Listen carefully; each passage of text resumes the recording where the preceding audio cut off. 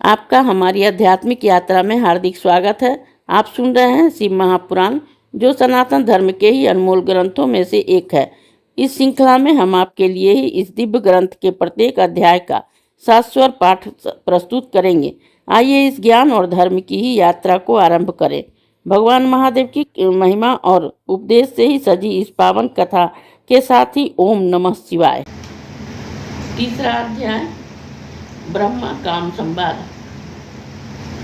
ब्रह्मा जी ने कहा कि इसके पश्चात सब मरीचि आदि मुनियों ने ही उनका यह अभिप्राय जानकर उनका ही यथोचित नाम रख दिया। उन्होंने कहा कि तुमने उत्पन्न होते ही ब्रह्मा का चित्त मंथन कर दिया था, इससे ही तुम्हारा नाम संसार में मंथन होगा। तुम्हारे जैसा संसार में कोई नहीं है, इससे तुम्हारा दूसरा नाम काम होगा, तीसरा मोहन से तुम्हारा नाम मदन और चौथा कंदर्प इसलिए होगा कि तुम में बहुत अहंकार है।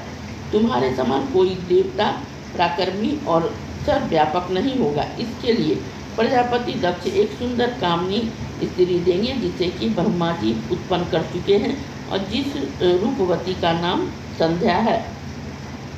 यह सुनकर उस काम ने अपने 5 बाणों का नामकरण कर तुरंत उसकी परीक्षण करना चाहा। हर्षण, लोचन, मोहन, शोषण और मारन, ये 5 नाम हुए जो कि मुनियों के भी मोहक थे। उसने इन 5 बाणों को मुनियों पर चला दिया। संध्या भी थी।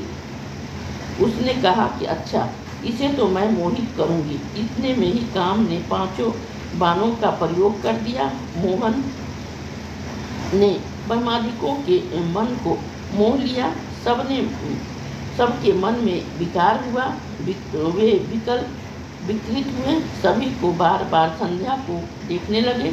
उसमें काम की वृद्धि हो गई। मुझ में 49 भाव जागृत हो गए। संध्या में भी विकार आया, वह भी ऋषियों पर कटाक्षपात करने लगी। एक प्रजापति ने भी उसकी इच्छा की। मरीचि, अत्रि और दक्ष आदि सब मुनियों इंद्रियों के विकार को प्राप्त हो गया। तब मुझे और भी सब मुनियों और संध्या को देखकर काम को अपने कर्म में विश्वास हुआ। तब पिता और भाइयों को पाप गति को ही देखकर काम को बड़ा दुख हुआ और उसने धर्म रक्षक प्रभु शिव जी का स्मरण किया। उसने महेशान की स्तुति की। मैं ब्रह्मा भी वहीं उपस्थित हुआ। तब मुझे देखकर ही आकाश स्थित शिव जी हंसते हुए और मुझे लज्जित करते हुए बोले कि हे ब्राह्मण, तुमने पृथ्वी को देखकर ही काम कैसे प्रकट हो गया? यह तो वेद मार्ग से ही चलने वाले को उचित नहीं है। विद्वान जन माता, बहन और भाई की स्त्री और कन्या को भूलकर भी कुदृष्टि से न देखे। वे फिर वेद तो तुम्हारे मुख में ही है, विराजमान है, जिसे काम मात्र से तुमने कैसे भुला दिया? फिर वे सर्वदा सूर्य दर्शन करने वाले दक्ष, मरीचि आदि एकांत योगियों का ही चित्त स्त्री को देखकर ही कैसे मलिन हो गया? हाँ, जिसके चित्त को स्त्रियां हरण कर लेती हो, उसके साथ ही शास्त्र संगति कैसे की जा सकती है? ब्रह्मा जी कहते हैं कि सब लोग पितामह शिव जी ने इस प्रकार कहा तो लज्जा के मारे क्षण भर में ही पसीने से भीगा रहा। मेरा विकार हट गया, परंतु मेरे शरीर से जो पसीना गिरा उससे ही पितृगणों की उत्पत्ति हो गई। 64,000 अग्निवर्ता पितृगण उत्पन्न हुए। 86,000 बहिष्पद पितर उत्पन्न हुए। जो दक्ष के शरीर से ही पसीना गिरा था, उससे ही सर्वगुण संपन्न एक कन्या उत्पन्न हुई, जो कि मुनियों के भी मन को मोहने वाली थी और जिसका ही लोक विख्यात नाम रति हुआ। उसे देखकर ही क्रतु आदि भी स्खलित हो गए और उनके जो वीर भूमि पर गिरा, उससे अन्य पितरों की उत्पत्ति हुई।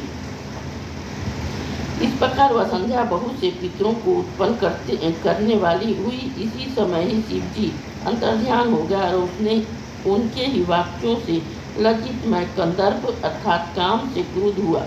मेरे क्रुद्ध होते ही काम ने शीघ्र ही अपना बाण खींच लिया और मैं जलती हुई अग्नि के समान ही जलने लगी। उससे पीड़ित होकर मैंने और अन्य ऋषियों और प्रजापति के काम को साफ दे दिया कि जा तू शिव जी के बाणों से भस्म हो जाएगी। यह सुन रति का पति कामदेव उसी क्षण अपना धनुष फेंक कर मेरे चरणों पर आ गिरा और पूछा कि आपने मुझे ऐसा कठिन शाप क्यों दे दिया? क्योंकि आप लोग न्याय के अनुसरण करने वाले हैं। मैं तो आपका कोई बिगाड़ नहीं किया। आप ही ने तो कहा था कि मैं ब्रह्मा विष्णु और शंभु ये सभी तुम्हारे बस में हैं। जो आपने कहा था मैंने उसी का परीक्षा की है। हे जगत पिता, हे निरपराध हूँ मैं, निरपराध हूँ। मुझे ऐसा कठिन शाप क्यों देते हैं? ब्रह्मा जी ने काम को डांटते हुए कहा कि यह संध्या मेरी कन्या है। इसको तुमने काम से लक्षित किया है, इसी कारण मैंने तुझे शाप दिया है। हे काम, अब तुम शांत होकर सुनो कि जब तुम महादेव जी के नेत्र रूप अग्नि से भस्म हो जाओगे तब फिर शीघ्र ही समान शरीर को प्राप्त करोगे, और जब महादेव जी अपना विवाह करेंगे तब तुमको शरीर प्राप्त होगा। काम से ऐसा कहकर ही मैं लोक पितामह अंतर्ध्यान हो गया। सब मुनि और कामदेव भी अपने स्थान को चले गए। इस अध्याय के श्रवण हेतु आपका हृदय से धन्यवाद। हम आशा करते हैं कि शिव महापुराण की यह दिव्य कथा आपको आध्यात्मिक शांति और गहन ज्ञान प्रदान कर रही होगी। कृपया अगले अध्याय के लिए हमारे साथ जुड़े रहें और अपने सुझाव एवं भावनाएं कमेंट के माध्यम से अवश्य साझा करें। धर्म, भक्ति और ज्ञान की इस पावन यात्रा में आपका साथ हमारे लिए अत्यंत मूल्यवान है।